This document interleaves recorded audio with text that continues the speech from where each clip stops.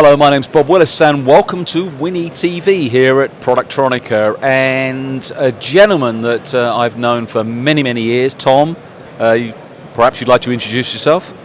I'm Tom Forsythe, Vice President at Kyzen for almost as long as Bob's been around, and wandering the globe together, it seems, sometimes. Well, yes, things have changed on my side of things, but what's the unique thing that you're showing or illustrating at the show this week? Well, what we've been talking about lately is there's always some new technology and new products to talk about, but people are really focused more on process control. And I've got a process that's working reasonably well, but maybe I've got some issues, so I need to change my process, or do I really just need to do a better job of operating my process or managing my process? And we've, for many years, had some tools to help facilitate that, some fully automated tools and some more monitoring and tracking.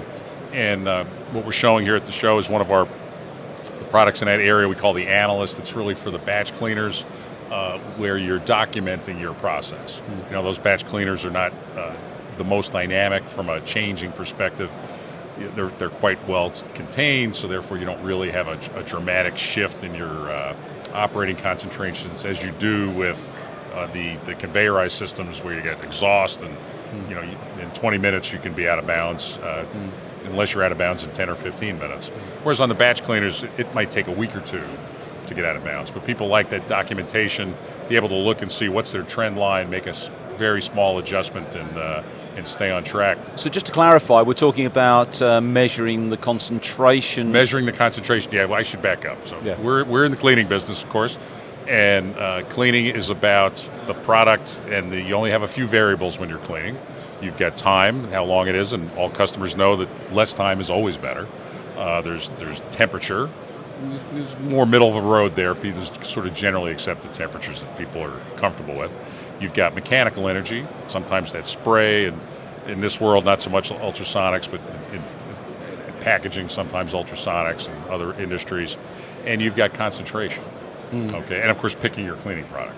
So that concentration is a dynamic thing. It's mixed with water, much like we do at home when we put the right amount of soap into the dishwasher or the right into the clothes washer.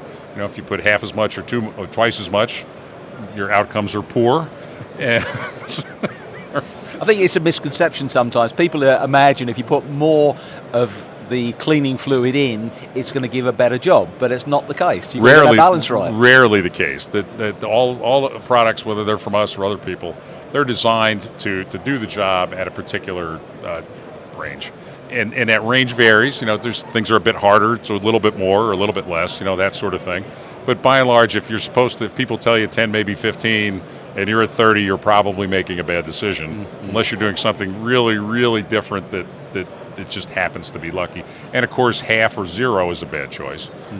We've been called out to rescue some customers that were having production problems, only to discover that they were running a very steady 0% of the cleaning material, which of course is not called cleaning. It's called spraying things with water. Yeah, but that's a manager managing a process rather than an engineer managing a process. Exactly, and that comes back around to the tools that we've developed to help people. So for these batch systems that again are relatively not super dynamic. Well, there's a nice little screen. It's got colored things on there. You can look from across the shop as you're wandering by and see a nice green bar. It's okay.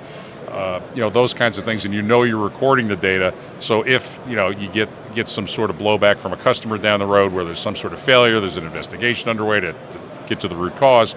Well, you've got your data to know. All right, well, the cleaning process did its job. It was proven in advance. We did it the right way, and we did it the day this was cleaned. So root cause must lie somewhere else. That's become very, very popular. But it's fair to say that a lot of engineers don't spend a lot of time setting up and optimizing a cleaning process. I know the tools are there, but a lot of engineers just don't spend the time. Well, that's true, and that's where suppliers like we come in, okay? And that there's different schools of thought about how engaged people should be, with their customers. We're believers in that cleaning is a very intimate process with our customers. That when things it can be at times with a good robust cleaning process, it'll give the rest of the assembly process a bit more wiggle room because let's face it, every process has a bit of variation to it. If you're tracking your process carefully, it's never a straight line. There's always a little wiggle in there. And what cleaning does is it allows for some of those things and helps it. So what our philosophy is, we want to be there for startup. We want to help even before startup, try to define the process windows for that particular customer in our labs if we can. So when they start out, they know they're in a very good spot.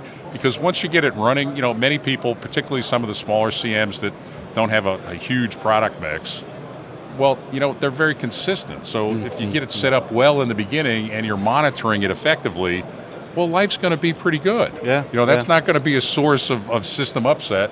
And Lord knows the engineers have plenty to do because there are plenty of sources for system upset, which is why the engineers have jobs. If everything worked perfectly, there'd be less engineers floating around. But well, it's a nice thing that you've discussed about cleaning and the issues, and it gives me the opportunity to do a plug. And it gives me the opportunity to plug two of our recent defect of the month. One on ultrasonic cleaning and one on component compatibility. Okay. So if you visit the Winnie YouTube website, you can see both of these defect of the month videos. Thank you very much, Tom. Sure, and ultrasonic cleaning is often overlooked in electronics, sometimes for good reasons, sometimes for reasons that were good 20 years ago. But it can be a very effective process when properly used.